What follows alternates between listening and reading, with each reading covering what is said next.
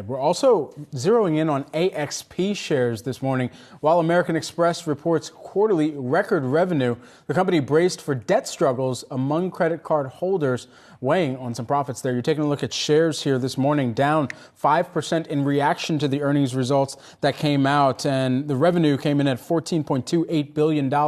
That part of the record revenue that we were mentioning a moment ago, and really driven, at least mostly here, by increased card member spending.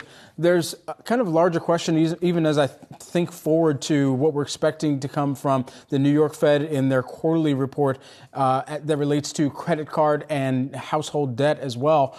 I think if you do continue to see consumers clearly lean into their credit card spending, it's because they can't deploy cash at the same expediency or with the same comfort that perhaps they would have leaned on that in the past. And for businesses, because American Express is kind of more of a gauge into how businesses are also and higher income consumers as well. Exactly. And so where some of the appetite to spend is either just leaning further into, hey, just put it on the plastic for now and we'll figure it out later, or for some of the business clients out there, where on the other side of that, you might be seeing some of the T&E start to pull back a little bit as costs are being restructured too. Yeah, so on the two sides of that, you had the purchase volumes go up. I think 14% was the increase.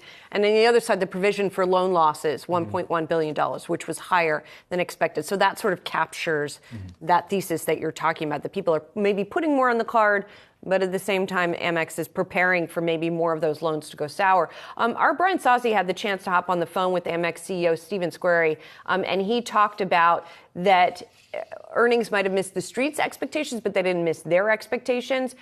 He also talked about SVB and its collapse. He said, well, I was going to read that. What will be interesting here is that we had a too big to fail scenario in 2008. You may now have a situation where you're too small to succeed. Since SVB, we've had more inflows to us, which makes sense.